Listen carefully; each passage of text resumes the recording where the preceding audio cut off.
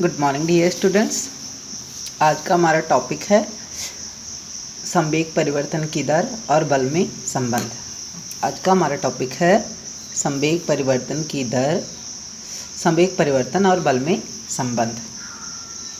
Relation between change in momentum and force. Relation between change in momentum and force. तो सबसे पहले हम suppose करेंगे, मानेंगे इसके लिए। तो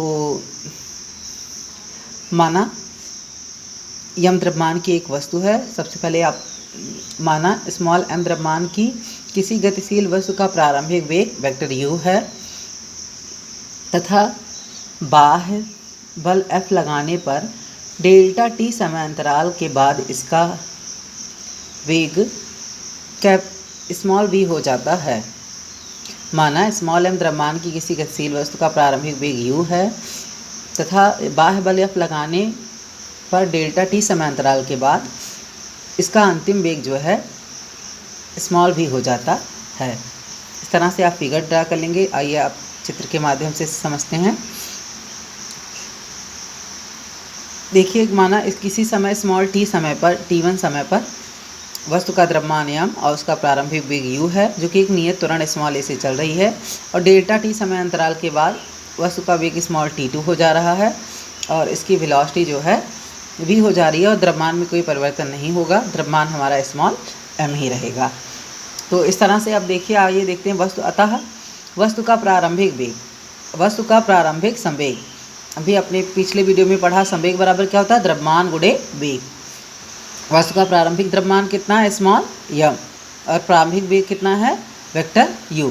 तो वस्तु का प्रारंभिक संवेग P1 इक्वल टू क्या हो जाएगा, प्रारंभिक द्रव्यमान m और प्रारंभिक वेग u, P1 equal to mv। मतलब वस्तु का प्रारंभिक संवेग बराबर इसका द्रव्यमान गुणे प्रारंभिक वेग।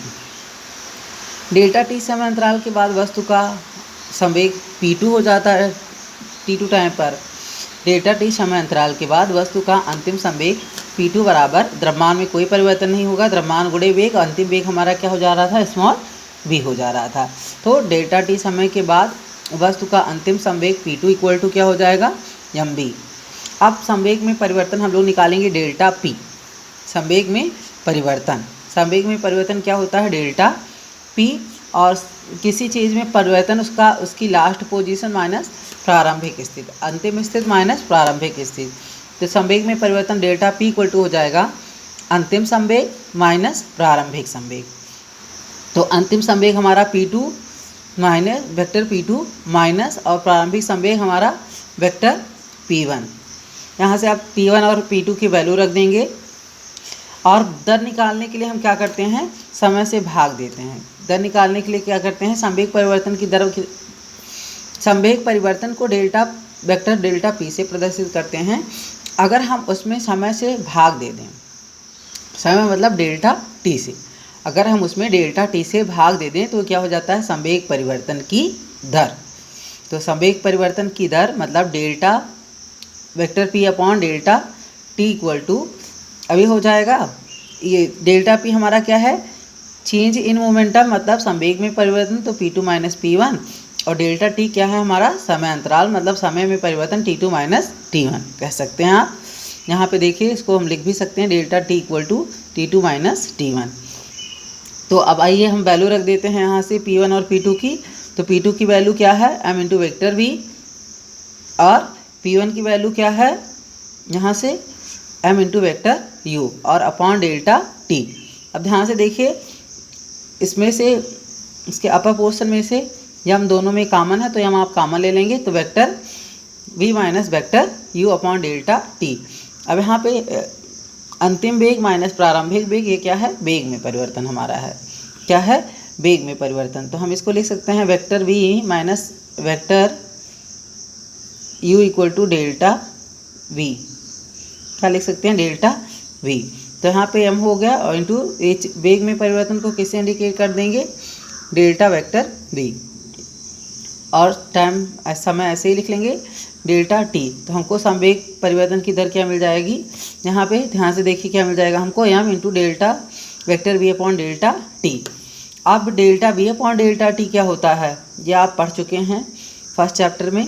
संवेग परिवर्तन की दर को क्या कहते हैं? ये संवेग है, समय से अगर भाग दे दें तो इसमें क्या हो जाएगा? संवेग परिवर्तन की दर। और संवेग परिवर्तन की दर को हम क्या कहते हैं? हाँ, सही समझे आप, संवेग परिवर्तन की दर को हम त्वरण कहते हैं। त्वरण को किससे प्रदर्शित करते हैं? स्मॉल ए से। तो वो हम लोग जानते हैं, परंतु delta vector delta v upon delta T equal to वस्तु के वेग परिवर्तन की दर, जिसे त्वरण ए कहते हैं, इसको हम इक्वेशन फर्स्ट मान लेंगे। अब delta B upon delta T के प्लेस पे क्या करेंगे? स्मॉल ए, त्वरण की वैल्यू रख देंगे। यहाँ पे क्या रख देंगे? कह सकते हैं delta B upon delta T equal to small A रखने पर। तो समीकरण 1 से क्या मिल जाएगा हमको? संवेग परिवर्तन की दर मतलब क्या? Delta vector delta P upon delta T, vector delta P upon delta T M, और delta B upon delta T के प्लेस पे क्या रख देंगे? Vector A. तो क्या मिल जाएगा? Delta P upon delta T equal to M into vector A. ये हमारा हो गया समीकरण 2। अब आइए देखते हैं, हम लोग जानते हैं अभी इस चैप्टर में आपको स्टार्टिंग में पढ़ाया गया बल की परिभाषा। क्या न्यूटन के गति के दूसरे नियम से रिजल्ट क्या मिला था? हम लोग क्या जानते हैं न्यूटन के गति के दूसरे नियम से? परंतु न्यूटन के गति के दूसरे नियम से, न्यूटन के गति के दूसरे नियम में या बल की परिभाषा में आपको क्या बताया गया था? एफ इक्वल टू क्या होता है? M into vector a. F equal to M into vector a. इसको मान लेंगे इक्वेशन थर्ड। ये हो गया हमारा इक्वेशन थर्ड। अब ध्यान से देखिए, इक्वेशन सेकंड और इक्वेशन थर्ड का एक साइड हमको इक्वल दिख रहा है, राइट साइड हमको क्या रहा है? इक्वल दिख रहा है। तो हम लेफ्ट साइड को भी इक्वल कर सकते हैं, या फिर यहाँ से m और वेक्टर a की वैल्यू उठाकर इसमें इक्वेशन सेकंड में रख सकते हैं।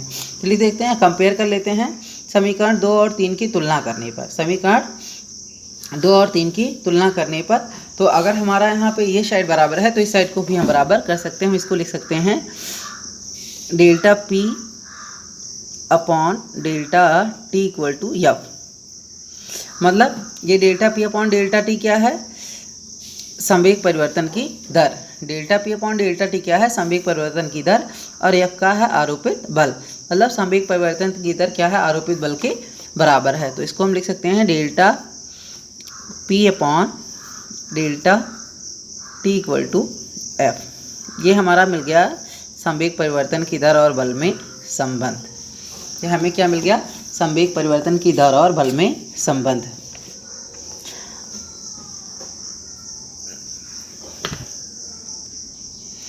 और करके हम इसको लिख सकते हैं vector F equal to vector delta P upon delta t. अब यहाँ से हम कह सकते हैं कि संवेग परिवर्तन की दर वस्तु पर आरोपित बल की क्या होती है? बाह्य बल के बराबर होती है। या जब भी कोई आपसे पूछे संवेग परिवर्तन की दर और बल में क्या संबंध है, तो आप बता देंगे उसे संवेग परिवर्तन की दर आरोपित बल के बराबर होती है, या delta P upon delta T equal to F, या आप उसे बता दें F equal to delta P upon delta t. तो आज का टॉपिक हम यहीं अपना ख़त्म करते हैं। नेक्स्ट डे नेक्स्ट टॉपिक के साथ मिलेंगे। Thank you.